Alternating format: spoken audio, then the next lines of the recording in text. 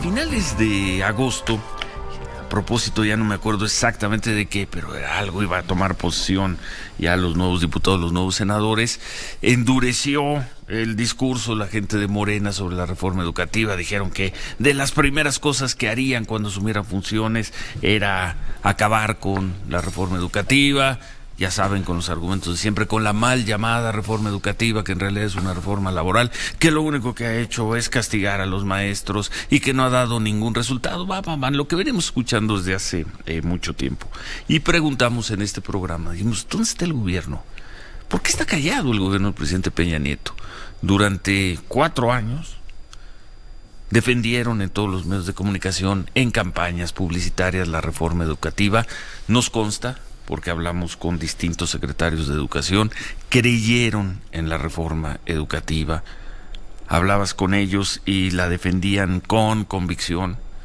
Y sin embargo, después del 1 de julio, el gobierno del presidente Peña Nieto se replegó de la discusión de la reforma educativa, le dejaron la mesa libre a la gente de Morena y la gente de Morena dijo todo lo que quiso. Le pedimos una opinión al secretario de Educación, a Otto Granados, y nos dijo que era muy difícil ir a una discusión racional sobre este tema en una atmósfera tan contaminada y que en todo caso esperáramos algunas semanas, que viniera el informe del presidente Peña Nieto y que pudiéramos platicar de eso.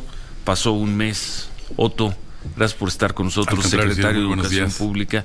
No sé si es correcto el resumen que hice. Sí, es correcto. Sobre la respuesta que nos diste, una atmósfera muy enrarecida, una atmósfera muy contaminada que complica, hace muy difícil un debate de ideas.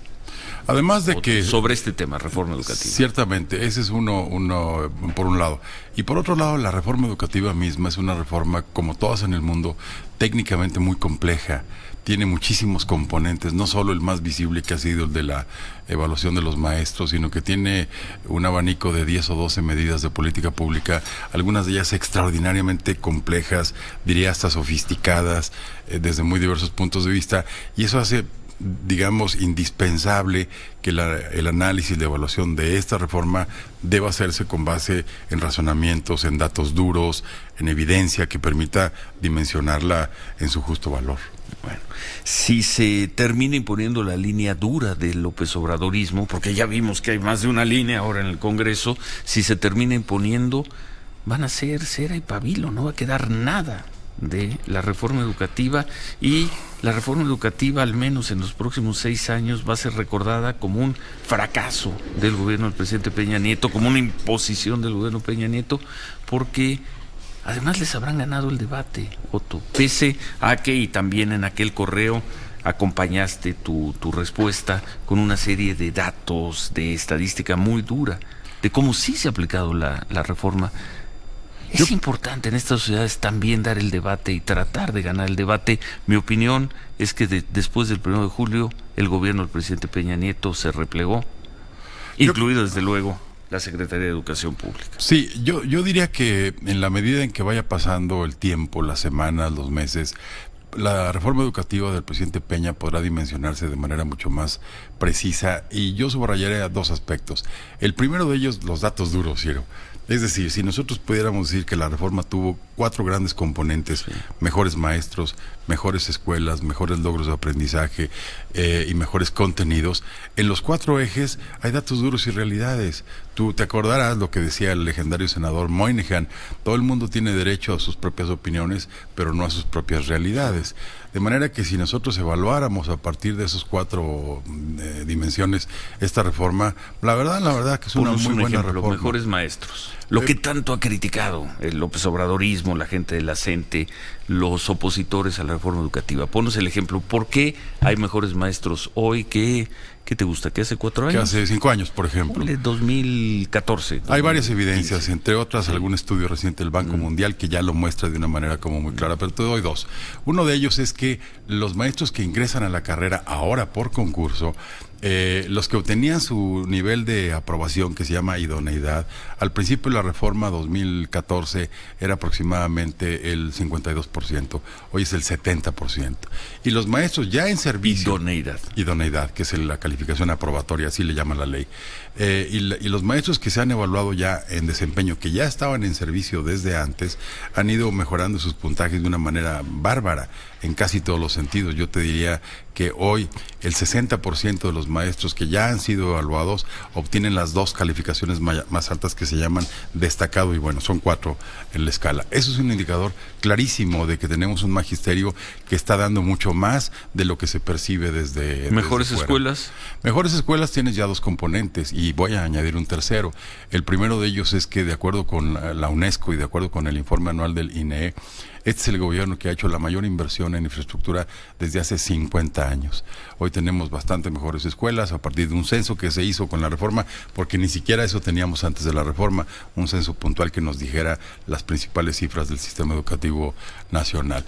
La UNESCO, de hecho, ya lo ha adoptado este programa que se llama Escuelas al 100 como un referente internacional. Hay un documento publicado por la UNESCO hace unos 10 meses aproximadamente que lo muestra muy claramente. Pero en segundo lugar, esta es la parte, digamos, física, pero en la parte de contenido, el nuevo modelo le dio a la escuela, y le está dando a la escuela porque empezó en este ciclo escolar, un rol mucho más protagónico, a partir de temas como la autonomía curricular, como la posibilidad de que la escuela reconozca de manera más puntual sus propias necesidades, tanto en el aula, tanto en la escuela como en la región en la cual está interactuando.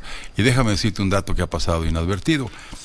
Normalmente cuando sale un estudio de evaluación tipo PISA o cualquiera de estos, siempre atendemos al promedio nacional. Sí. Bueno, hoy estamos viendo que en Planea, que es, digamos, la prueba más o menos equivalente que se hace en México y que se hizo en 2015 y luego en 2017, pues hay 18 estados, Ciro, que mejoraron ya sus puntajes, por ejemplo, en matemáticas, y 11 en lenguaje y comunicación, lo que antes en nuestra época era español. ¿Qué quiere decir esto, Ciro? Que estamos viendo ya resultados más rápidamente a nivel subnacional que los que vamos a ver a nivel nacional. Este no es un fenómeno privativo de México, ha ocurrido en Sudáfrica, en los distritos escolares en Estados Unidos, en Brasil, en Canadá. ¿Por qué razón? Pues porque los países son asimétricos, son heterogéneos, y México, por supuesto, es muchos Méxicos.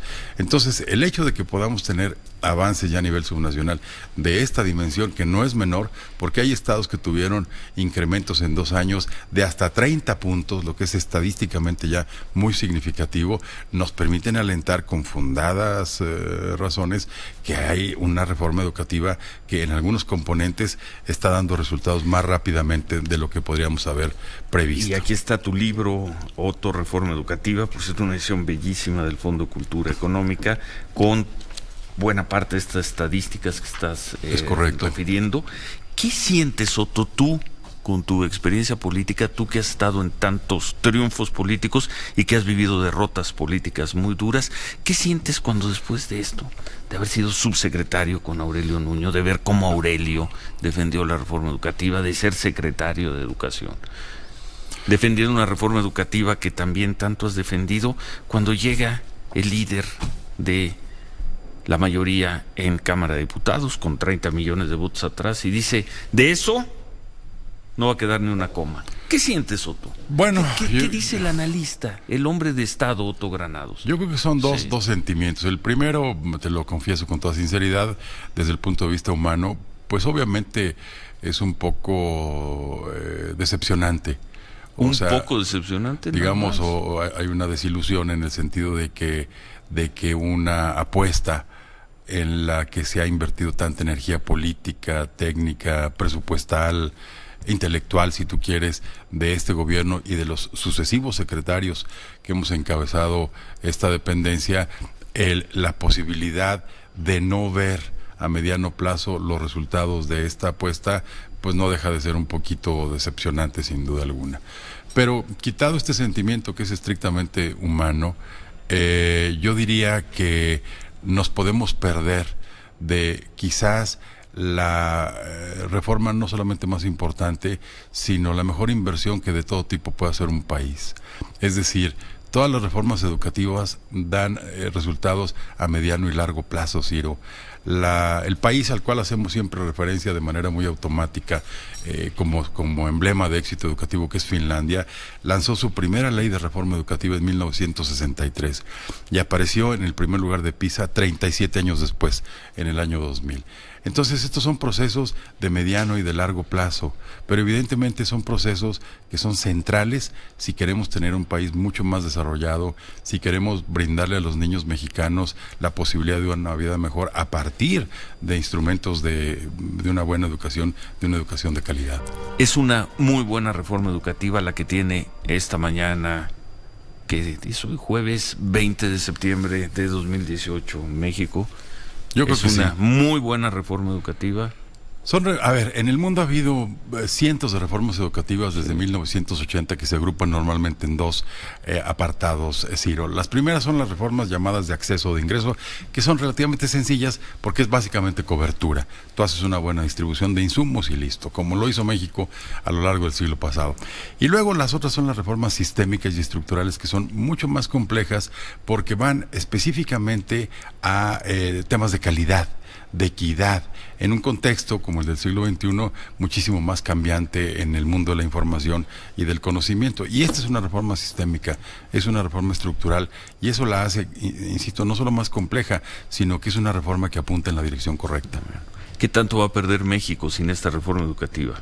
Secretario de Educación Pública. Todos los países exitosos, digamos, de éxitos recientes de los años 60 para acá, Corea del Sur, Singapur, los países nórdicos, ahora más recientemente Polonia, Portugal y otros más, han sido países que, entre otras cosas, han asumido un proyecto de reforma educativa muy importante, muy profundo, que va específicamente no solo a la calidad, sino también a la movilidad social y económica, y han sido apuestas correctas en esos casos. Por lo tanto, en el de México, que es un país ya en muchos sentidos muy sofisticado, con una base industrial y económica muy robusta, con una inserción internacional muy marcada, evidentemente lo que requerimos ahora es una educación no solamente mucho mejor, sino mucho más conectada con las necesidades que le plantea el siglo XXI a nuestros niños.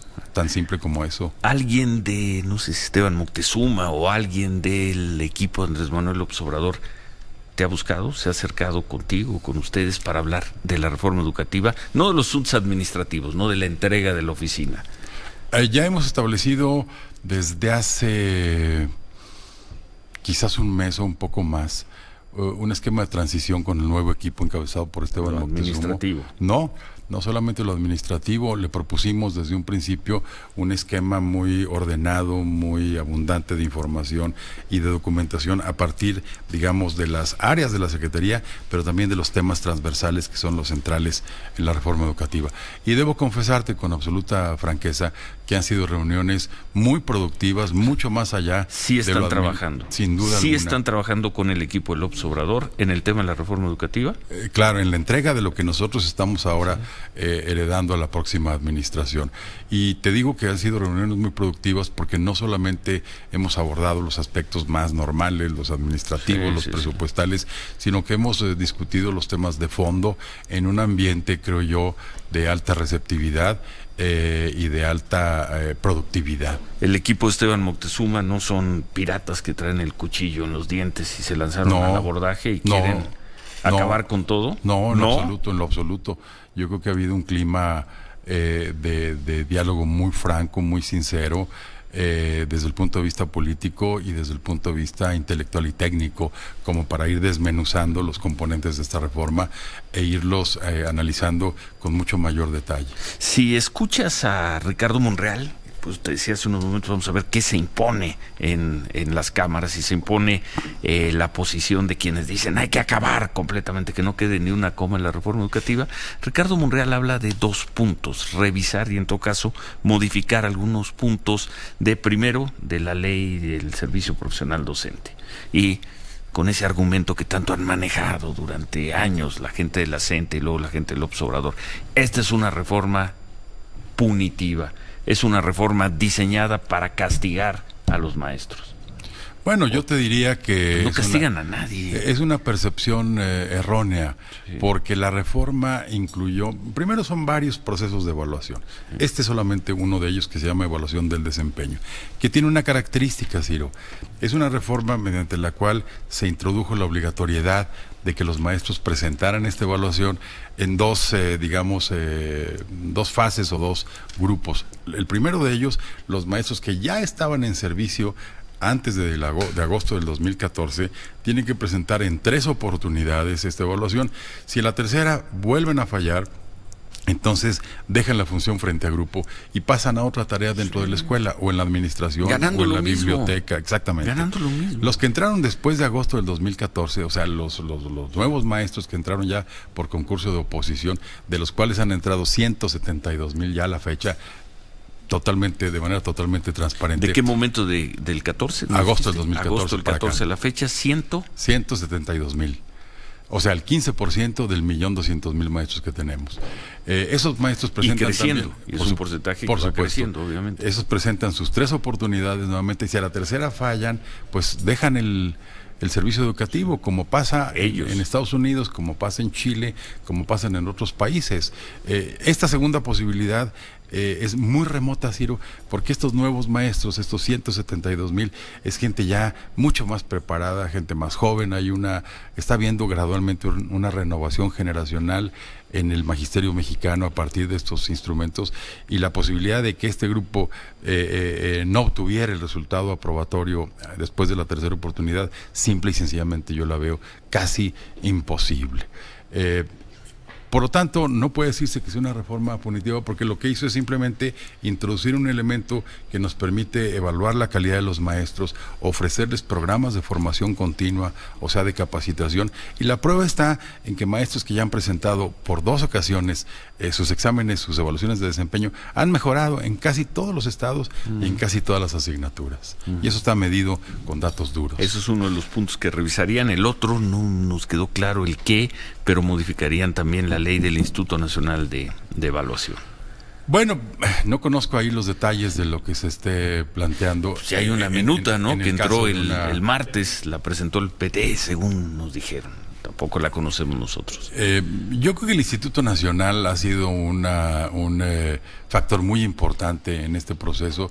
Es un órgano constitucional autónomo ahora, a partir de la reforma educativa, y me parece a mí que tiene un enorme potencial en la medida en que está cumpliendo con las atribuciones constitucionales y legales que le dio el propio proceso de la reforma educativa. Ahora, Ciro, al final del día, más allá de la dinámica política, que siempre es intensa, siempre tiene sus componentes de esta naturaleza, yo creo que todos, tú, yo, cualquier partido político, cualquier padre de familia, lo que busca es cómo darles a sus hijos una mucho mejor educación. No conozco un gobierno, un partido que se proponga lo contrario. El tema es entonces cómo diseñar los instrumentos de política pública que permitan llegar a esa meta. Y ese es un punto medular un poco del diseño de política educativa, no solamente para el próximo gobierno, sino para las próximas 2 décadas. No eres demasiado confiado en lo que pueda hacer el próximo gobierno. Pues digamos que trato de ser, como diría Gramsci, razonablemente optimista. Razonablemente optimista. Y bueno, conoces a Esteban Moctezuma, lo conoces bien. Tuvieron diferencias, ¿no? Allá a mediados de los 90, no tú, pero finalmente los proyectos políticos. Pero yo no me imagino a Esteban Moctezuma regresándonos a los años 70, a los años 80 en educación. Pues las realidades de México y del mundo han cambiado. Le ordene lo que le ordene el Congreso. No me imagino a Esteban haciendo eso. A ver, en estas reuniones que te contaba así de manera muy sucinta, yo he encontrado, insisto, un ambiente de receptividad muy relevante. Creo que puede ser muy productivo en el proceso, digamos, de comprensión de los matices y las complejidades de una reforma de este tipo. Eso por una parte. Por otra parte, como lo he dicho y además lo creo, yo a Esteban lo conozco hace 35 años exactamente, tengo por él el mayor aprecio personal y profesional, por supuesto, pero al final del día, repito lo que te comentaba hace medio minuto, todos los gobiernos, todos los partidos, sin excepción, al final buscamos lo mismo, una buena educación que mejore la movilidad, que mejore los niveles de equidad.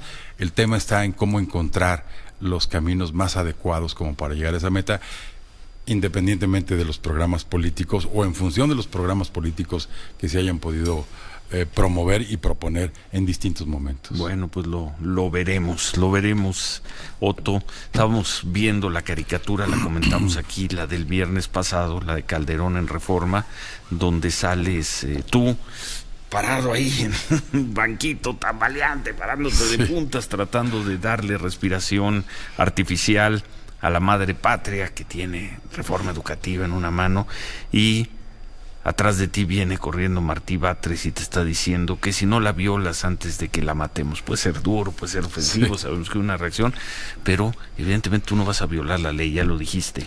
Pues la ley te obliga a hacer evaluaciones. ¿Qué queda en octubre? Noviembre. O sea, la última evaluación que se llama desempeño empezó el 3 de septiembre y termina propiamente hablando el 24 de noviembre.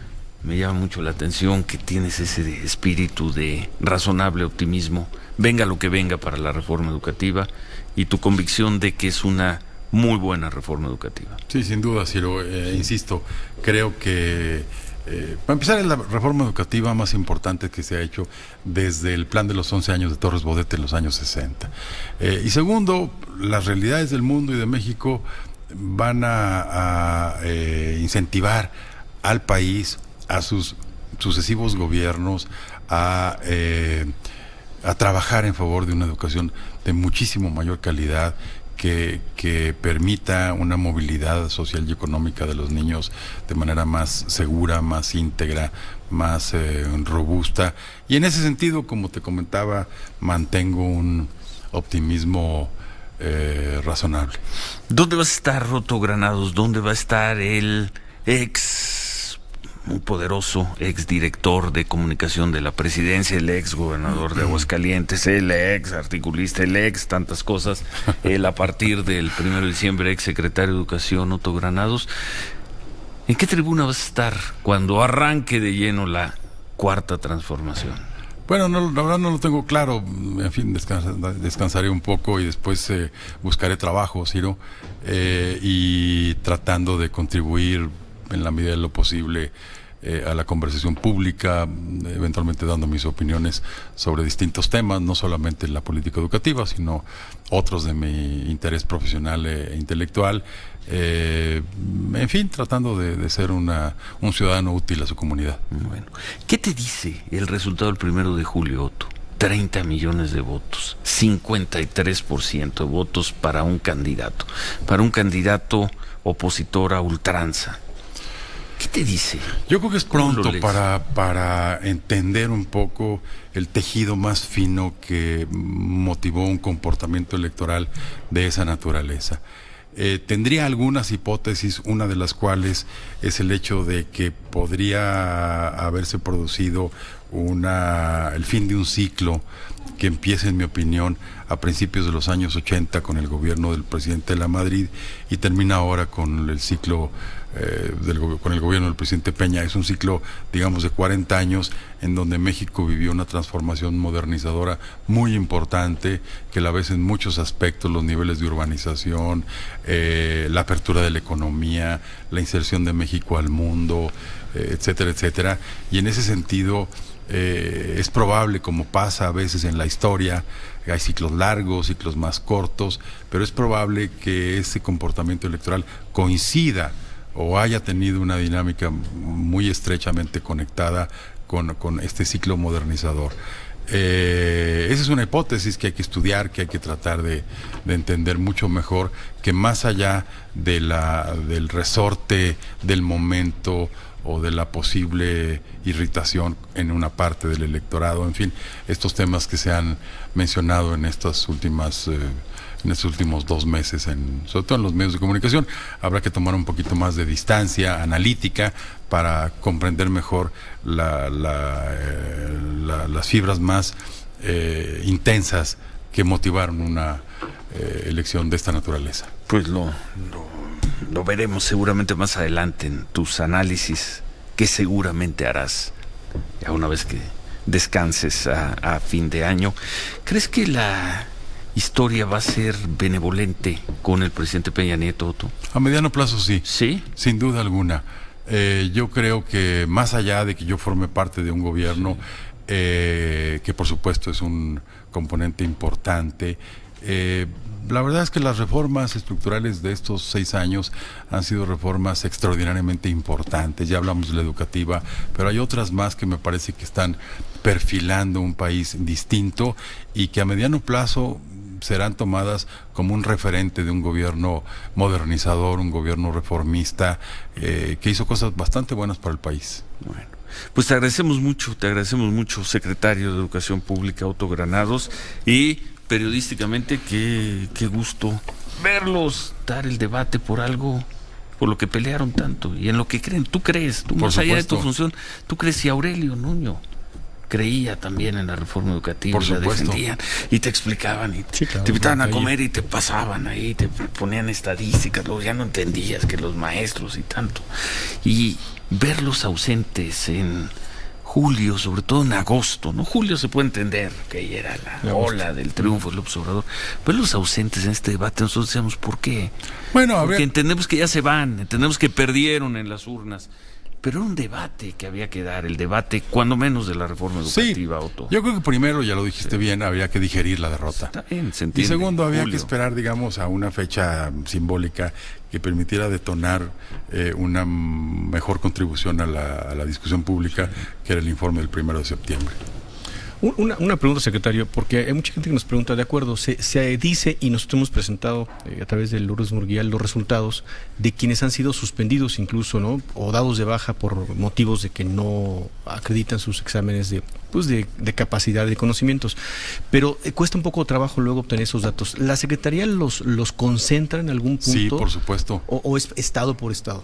En los dos casos, por supuesto, el Servicio Profesional Docente tiene todos estos datos. Te adelanto de una vez, el porcentaje ha sido menos del 1%. Es que eso es menos del 1%, no, pero deben de ser como 500 maestros, más o menos. Es un poco más. Es más. Menos del 1% del total de los maestros que han participado en evaluaciones del desempeño, sí, que son las únicas que tienen los que han sido dados de baja separados. De baja, menos del 1%. Menos del 1%. Tiene dos salidas. La primera salida es muy importante señalarlo.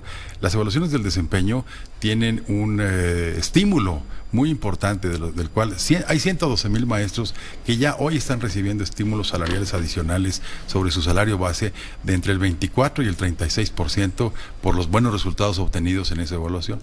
Y los que están en la tesitura de ser separados del servicio es menos del 1% de los 538,000 que han participado en este tipo concreto de evaluación en los últimos 4 años. Y según nuestras cuentas, ninguno de los maestros que han sido dados de baja pertenecen a Chiapas, a Guerrero, a Michoacán y me falta Oaxaca. Y Oaxaca. Según nuestros datos, ninguno. Porque acuérdate que hay un elemento importante. Nosotros no somos los que tomamos la decisión de separación del servicio. De acuerdo con la ley, los estados son los titulares de la relación laboral con sus maestros. Nosotros simplemente aplicamos lo que el estado nos señala por cuenta y orden de ellos.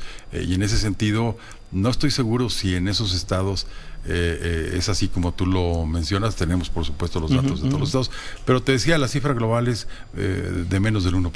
De 500,000 de maestros, poquito más. De 538,000. Y ese menos 1%, ¿cómo lo tomamos? ¿Es una cifra baja? ¿Es una cifra correcta? ¿Es Yo una creo que cifra es una cifra... que es un indicador que, perdón la redundancia, indica que... Indica que los maestros mexicanos que han participado en las evaluaciones están teniendo un desempeño muchísimo mejor de lo que se había previsto un poco en la percepción pública. E indica que... Y en cada una de las evaluaciones, ya vamos para la cuarta, pero entre la primera y la tercera, y eso sí está medido, el desempeño de maestros por estado, por asignatura, ha mejorado sustancialmente. Bueno, indica que eso de la reforma punitiva es... Pues una mentira. Pues es la última etapa, finalmente es la última sí, de la última etapa, ¿no? Lo que indica es que los maestros mexicanos, ante un incentivo de esta naturaleza, pueden tener y están teniendo un desempeño mucho mejor. Se organizan mejor en redes, toman mejores programas de capacitación, en fin, dan mucho mejores resultados frente a un incentivo de esta naturaleza. O sea, ahí hay un germen francamente positivo que hay que potenciar, que hay que sacar más, porque se trata de capital humano, y el capital humano, en el caso de los maestros, como en cualquier otra profesión, puede dar mucho más si se alinean los incentivos correctos. Muy bien. Pues muchas gracias y mucha Al suerte, contrario. Otto Granados. Vamos a revisar, y además aquí está buena parte de lo que nos ha dicho Otto Granados, aquí está la estadística y aquí está la filosofía de la reforma educativa en este libro que se llama así, nada más, simplemente Reforma Educativa, edición del Fondo Cultura Económica, comenzó a circular hace algunas semanas. Qué bonita edición te hicieron el fondo, qué bonita edición. Libro pequeño. Sí, más o menos de fácil lectura. Bueno, pues suerte. Gracias, Ciro. Y suerte Gracias, en estos 2 muy meses y amables. medio. Gracias. Y sí van a debatir, sí van a defender en lo que les quede de gobierno Sí, este por supuesto. proyecto. Más que a debatir y defender, Sí. a tratar de Aplicar hacer la un ley. muy buen balance de lo que fue esta reforma educativa. Y a menos de que cambiaran en una reforma express la Constitución, el actual Congreso, habrá evaluaciones hasta noviembre. De hecho, ya empezamos, como te decía, el 3 de septiembre y terminamos en la última semana. Que habría la posibilidad, si en verdad tuviera tanta prisa la cuarta transformación, el López Obradorismo, de que sacaran rápido estos cambios, pasaran por los congresos que tienen que pasar, y a lo mejor a mediados de octubre, qué sé yo, ya no tendrías el mandato para hacer las evaluaciones. Pues como lo O dijimos, no sé si no se puede aplicar retroactivo, no sé qué pasa. como lo dijimos en nuestro comunicado de la semana pasada, nosotros tenemos que apegarnos al marco constitucional y legal hoy vigente. Si el día de mañana llega a cambiar, nos seguiremos apegando a él. Bueno, si es que llega a cambiar. Pero pues están discutiendo entre ellos, ¿no? Pues es que Que a si ver, ni una coma, que no, que como que en una coma, que hay cosas que nada más hay que modificar. es que es Un una discusión de artículo. Congreso, ¿no? Pero a ver, lo que está haciendo Esteban, o que suman estos foros que terminan a finales de octubre, ¿qué tan diferente pueden encontrar con especialistas en la materia de lo que se aplica? ¿Qué tan diferente? ¿Qué otro país pueden manifestar educativamente hablando? A ver, en educación siempre hay innovaciones. Mira, hay un elemento que pasa en todo el mundo, que es el hecho de que una de las diferencias más importantes para transformar la calidad educativa depende de la capacidad de innovación y de creatividad del maestro. Él es el que conoce mejor a su grupo, a sus alumnos, a su materia. De tal manera que lo que vimos en la consulta anterior, porque ha habido 2 consultas a lo largo de este gobierno, la primera de ellas en 2014 para el nuevo modelo educativo y la segunda en 2016 para concluir este proceso.